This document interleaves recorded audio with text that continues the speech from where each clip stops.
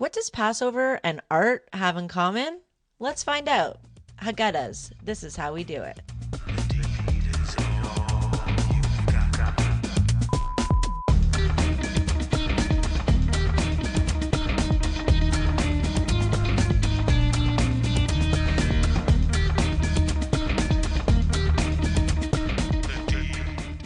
One of the primary mitzvot of Passover Eve during the Seder is for a father or a parent to relate the story of the Exodus from Egypt to the children. We need to pass on the tradition to the younger generation.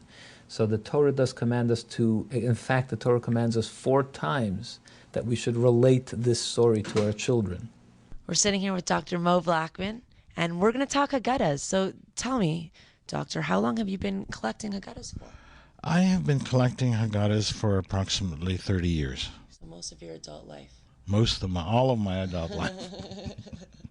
And how many would you say you have? I have approximately 1,500 different Haggadahs.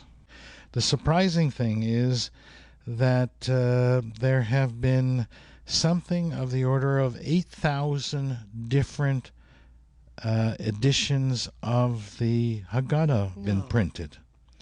8,000, at least 8,000 by my calculating, of various types. And we're not talking about first edition, second edition, but distinctly different editions. Wow.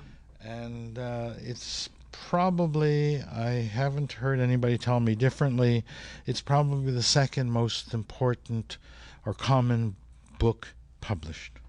Second most common book published after the Bible. After the Bible. Wow. We begin the relating of the Haggadah by uncovering the matzah, and we recite the Heilach Ma'anya, which is an invitation to anyone that does not have a place to conduct their Seder, that every Jew invites them, please come and participate. We would like to have you sit in at our Seder and join us. After that, we are now going to pour the second cup of wine. So we will recite the Haggadah as the cup of wine sits there, in other words, over the cup of wine.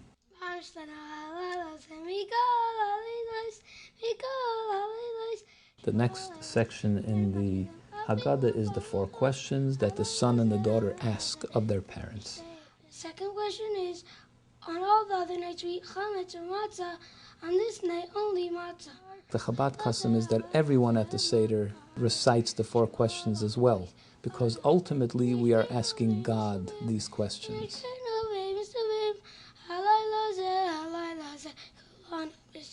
You need to ask questions. It's part of teaching process.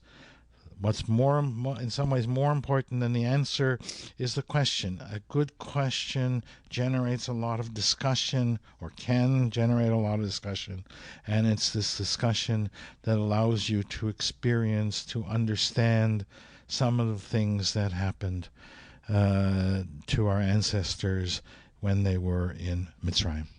So now that the child has finished asking the questions, we once again uncover the matzah.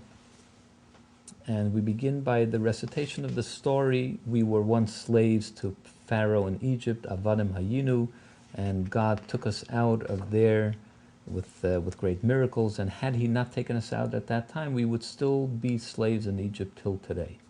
We then discussed the famous 4 sons, one wise son, the evil son, the simple son, and the son who doesn't know how to ask.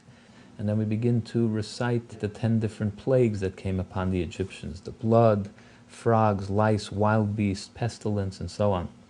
As we recite the plagues that God inflicted on the Egyptians, we pour small amounts of wine out of the cup into the plate.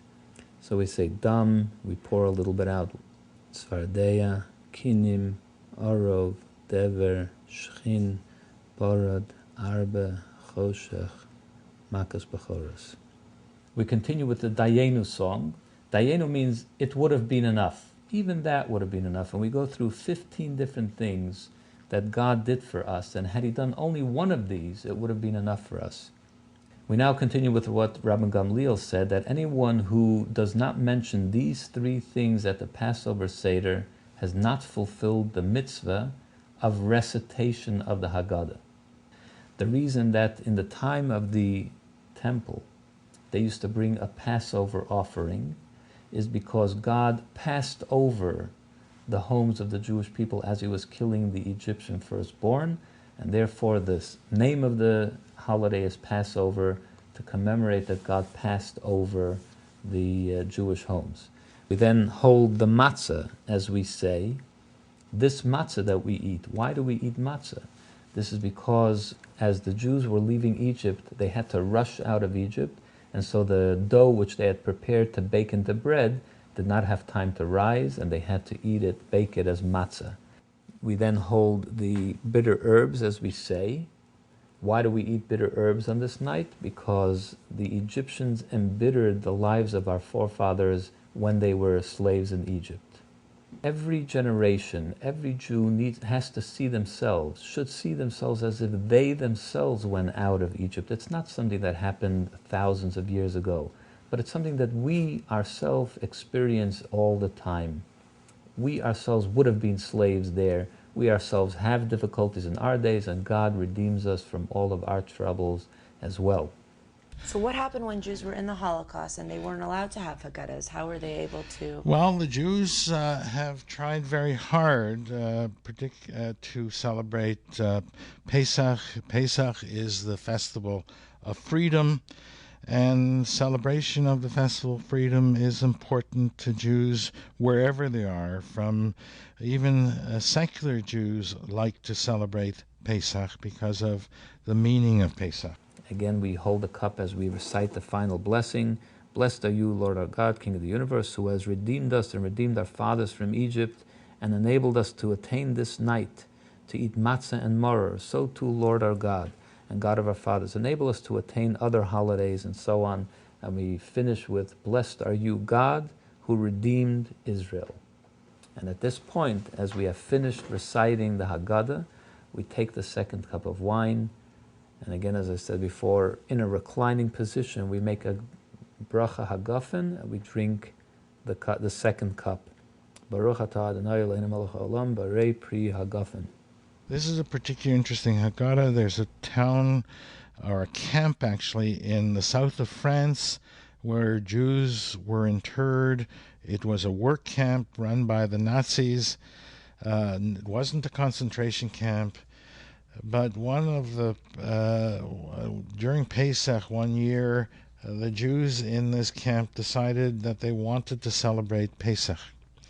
So what they did is got together some of the more Jewishly educated people and from memory put together Haggadah. Now that we've completed the Haggadah, we will continue next week with the rest of the Seder.